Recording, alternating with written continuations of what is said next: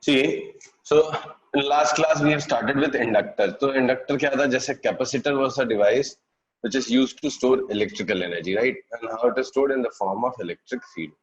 वैसे ही एक inductor होता है. Inductor क्या करता है? Inductor is used to store magnetic energy. And how it is stored magnetic energy in the form of magnetic field, right? Electric field work करने के लिए मतलब इलेक्ट्रिकल फील्ड में एनर्जी होती है, ये हमने ऑलरेडी कैपेसिटर चैप्टर में इलेक्ट्रोस्टैटिक्स चैप्टर में डिटेल में डिस्कस किया था.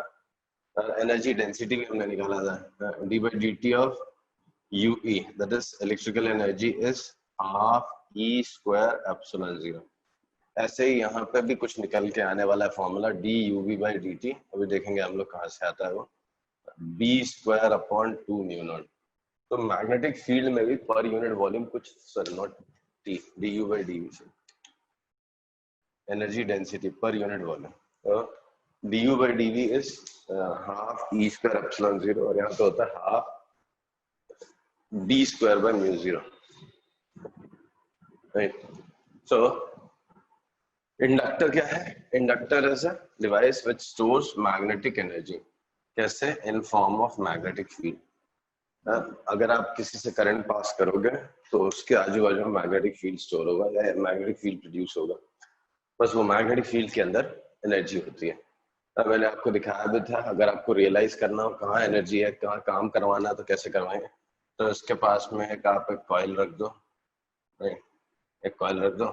इस कॉइल से ये फ्लक्स लिंक हो जाएगा. जैसे आप करंट बंद करोगे तो इसमें जो फ्लक्स लिंक था उसकी वजह से इसमें कुछ करंट फ्लो होगा. तो बस इलेक्ट्रिकल एनर्जी आई कहाँ से?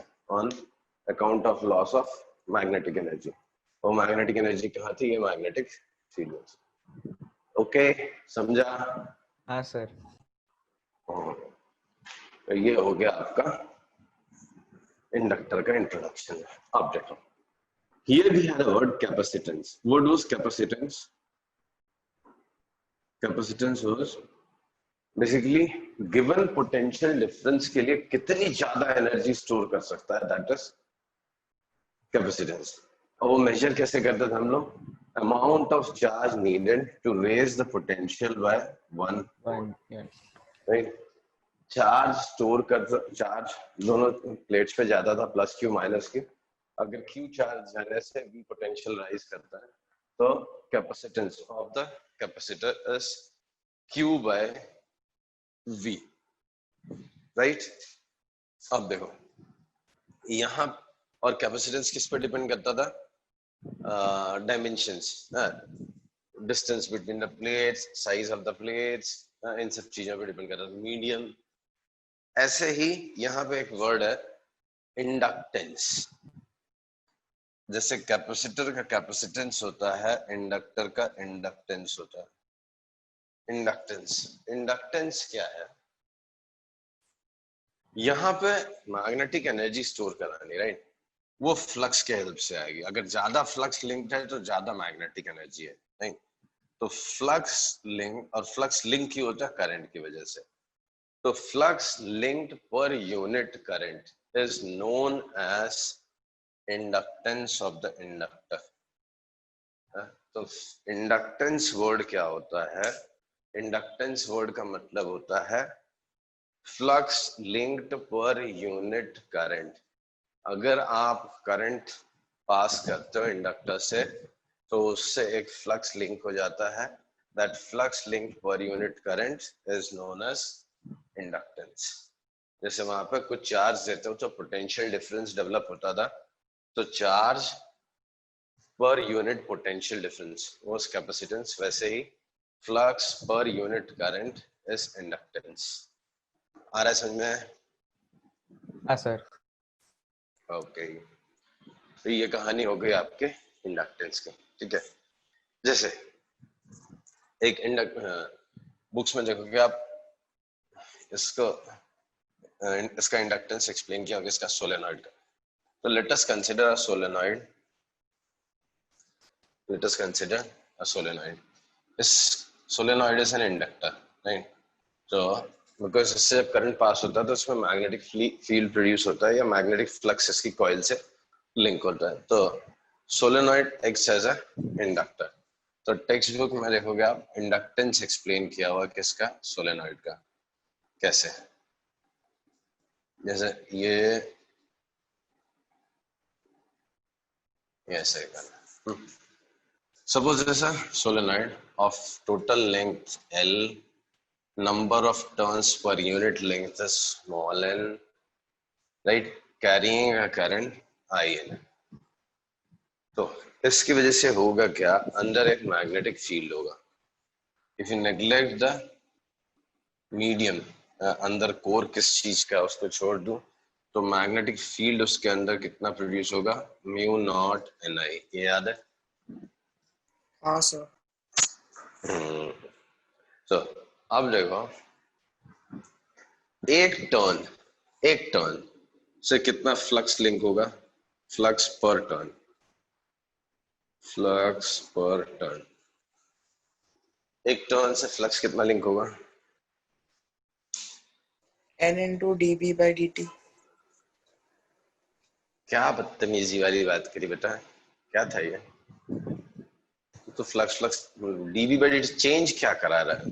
मैं तो पूछ रहा हूँ फ्लक्स कितना लिंक होगा।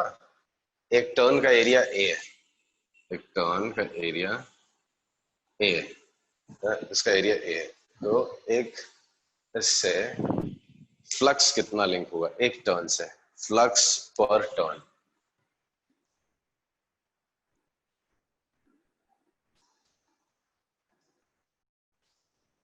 क्या हो गया, बी मैग्नेटिक फील्ड है अंदर, sorry B into A, that's it.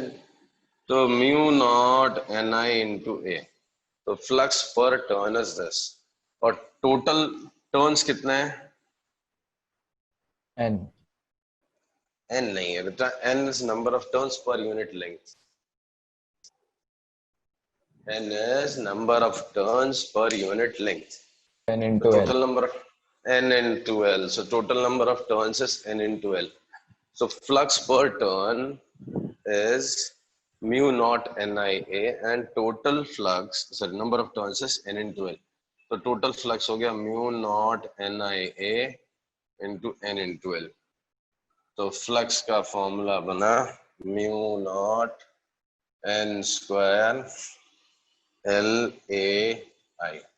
ठीक है, मेरा इंटरेस्ट है flux linked per unit current, तो that is mu naught n square l A. ये है formula inductance of a solenoid. तो पूछेगा आपसे एक सोलेनॉइड का इंडक्टेंस क्या होता है, तो it is mu naught n square L into A.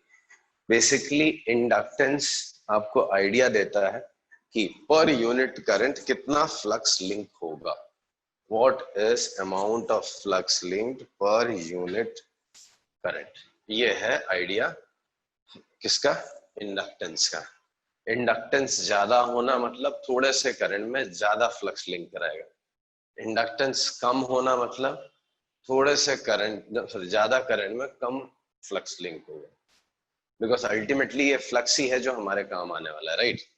Flux ज्यादा होगा तो मैं ज्यादा करंट प्रोड्यूस कर सकता हूँ by reducing it to zero. अगर फ्लक्स ही नहीं लिंक होगा तो क्या कर लूंगा मैं, करंट चेंज करा के, right. So flux linked per unit current is inductance. So if you talk of solenoid, तो solenoid में क्या होता है, mu naught n square, solenoid का जो सेल्फ इंडक्टेंस है that is mu naught n square L into A.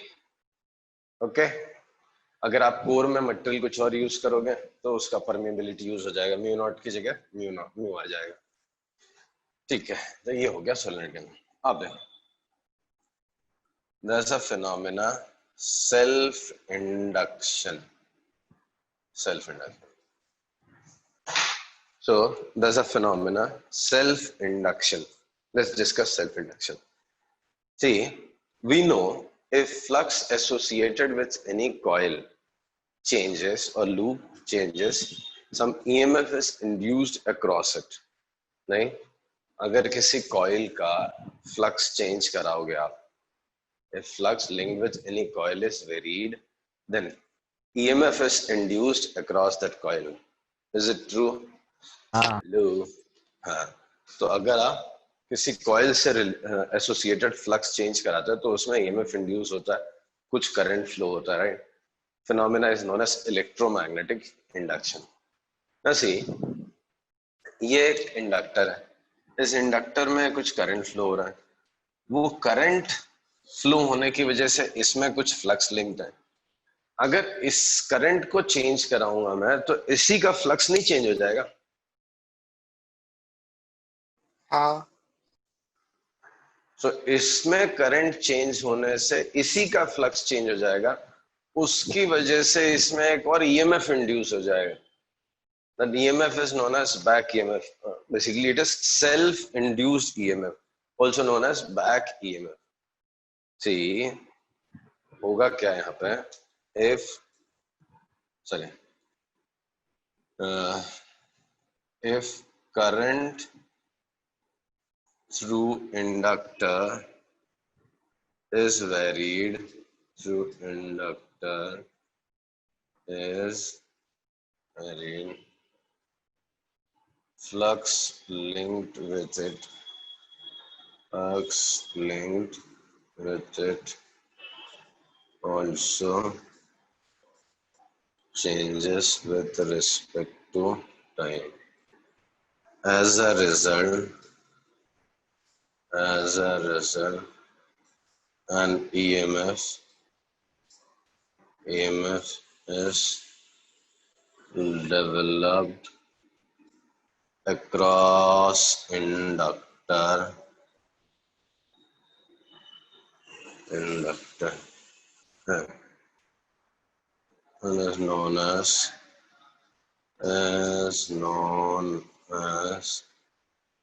self-induced EMF or self-induced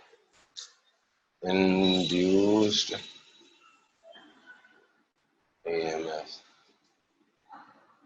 Well, self-induced EMF or back EMF as it opposes the change in current in itself. समझो इसको। So, अपने ही coil में current change हुआ, उससे अपना ही flux change हो गया, और जब अपना ही फ्लक्स चेंज हो गया तो फिर से अपने ही अंदर एक ईएमएफ इंड्यूस हो गया, right? That EMF is known as self induced EMF and is known as self-induced EMF and the since it opposes the change in current, अगर वो करंट कम हो रहा है तो करंट बढ़ाने की कोशिश करेगा, अगर करंट बढ़ रहा है तो करंट को कम करने की कोशिश करेगा। तो since it opposes the change in current, it is also known as back EMF, right?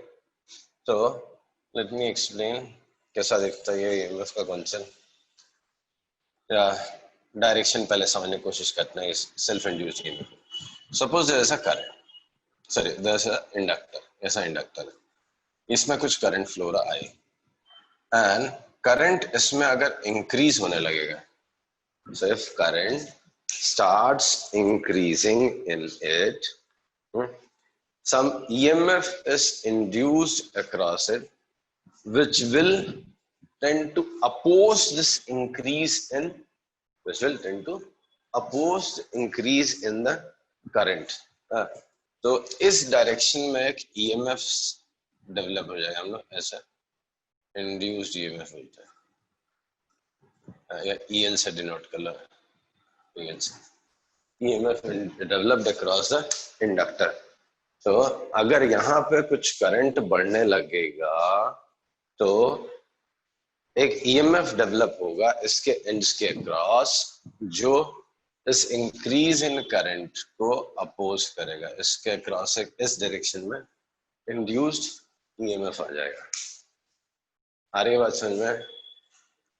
हाँ So induced EMF क्या करता है, जो करंट में चेंज आ रहा है उस चेंज इन करंट को अपोज करता है। ओके हाँ ठीक सर। है। हाँ सर। तो इस डायरेक्शन में एक ईएमएफ आएगा, ये काइंड ऑफ प्लस बन जाएगा, ये काइंड ऑफ नेगेटिव बन जाएगा अगर करंट बढ़ रहा है। अगर मैंने करंट कम कराया तो क्या होगा?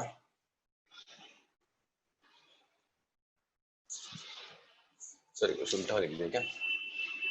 उल्टा बना दिया सर, ये पॉजिटिव नहीं है। इस डायरेक्शन में करंट सेंड करने की कोशिश, अगर यही करंट कम होने लग गया तो सेम करंट स्टार्ट्स डिक्रीजिंग। ऐसे ही करंट जा रहा है बट डिक्रीज हो रहा है, तो इट्स समथिंग लाइक इस करंट को बढ़ाने की कोशिश करेगा, तो ये टर्मिनल आपका नेगेटिव हो जाएगा, ये टर्मिनल आपका पॉजिटिव हो जाएगा। तो इस डायरेक्शन में करंट सिंक की कोशिश करेगा। जहाँ पे ज्यादा करंट वहां पे नेगेटिव। नहीं नहीं ऐसा नहीं, करंट अगर कम हो रहा है, एक पर्टिकुलर डायरेक्शन में फ्लो होने वाला करंट अगर कम हो रहा है, तो it will tend to increase this current. See current was flowing in this direction, right? Current ऐसा जा रहा था और ये रिड्यूस हो रहा है, तो इस डायरेक्शन में जो करंट निकल रहा है उसको वो कम हो रहा है, इसको बढ़ाने की कोशिश करेगा। It will oppose the change which induces it. Lenz law once again, वे आपके अंदर से जो हाँ करंट फ्लो हो रहा है अगर वो बढ़ रहा है, तो मैं उसको कम करने के लिए उल्टे डायरेक्शन में करंट सेंड करने की कोशिश करूंगा। तो I will try to send current in opposite direction, ऐसा ही। एंड अगर आपका करंट कम हो रहा है तो मैं उसके अपोजिट डायरेक्शन में ऐसा करंट इंक्रीज करने की कोशिश करूंगा। That's it. अच्छा समझ गया। पक्का आ रहा है समझ में? इसीलिए इसका नाम बैक ईएमएफ होता है। तो अगर आप स्विच ऑफ करोगे, करंट रिड्यूस करने की कोशिश करोगे, तो उसमें करंट सस्टेन करेगा कुछ देर तक, कब तक? जब तक इसका फ्लक्स उसमें है, मतलब पूरी तरह से मतलब जैसे टाइम के साथ करंट कम होने लगेगा तो फ्लक्स कम होने लगेगा, तो वही एक्चुअली मैग्नेटिक एनर्जी धीरे धीरे इलेक्ट्रिकल एनर्जी में कन्वर्ट होती जा रही है, राइट? तो वो फिर खत्म हो जाएगी, वो पूरा करंट इसमें फिर जीरो हो जाएगा। यहाँ पे आप करंट बढ़ा रहे हो तो उल्टे डायरेक्शन में एक ईएमएफ इंड्यूस होगा जो उसको बढ़ने से रोकेगा, जो इसको बढ़ने से रोकेगा, किसको? करंट को, राइट? और इसमें करंट को कम होने से रोकेगा। Okay, is it clear? हाँ सर। हाँ sir. Now let's talk of magnitude. What will be magnitude of self-induced EMF? तो ये तो डायरेक्शन की बात हो गई, डायरेक्शन से हम खेल लेंगे अभी ना। Question is how to deal with magnitude. So how to deal with magnitude of self-induced EMF? So flux linked with any coil is what? L into I naturally. Right. L क्या है? Inductance is what? Flux linked per unit current. So if I current flows through an inductor of inductance L, then flux linked with it is given by formula phi equals to Li. सही है कि नहीं? हाँ sir. हाँ sir. नहीं समझा? अरे L क्या हाँ है? सर समझा समझा। सर। L is अच्छा, अच्छा. So L is what? Flux linked per unit current. So flux is total flux is L into I. Now by Faraday's law, EMF induced across any coil or loop or whatever it is, given by formula d phi by dt, right? So d by dt of Li, d by dt of Li. So यहाँ पे मिला मुझे EMF induced as d by dt of L into I, L constant di by. So self-induced EMF or self-induction is given by formula EL equals to L di by dt. L is inductance and di by dt is current. कई books में यहाँ से inductance को, self inductance को भी define करते हैं। L is EL by di by dt. Inductance is EL whole upon di by dt. ठीक है, आ रहा समझ में? हाँ sir. So self-induction or self-inductance is EL upon di by dt. मतलब EMF induced, self-induced EMF developed across any coil for unit rate of change of current itself. So self-inductance from here I can define as self-inductance of an inductor is self-induced EMF developed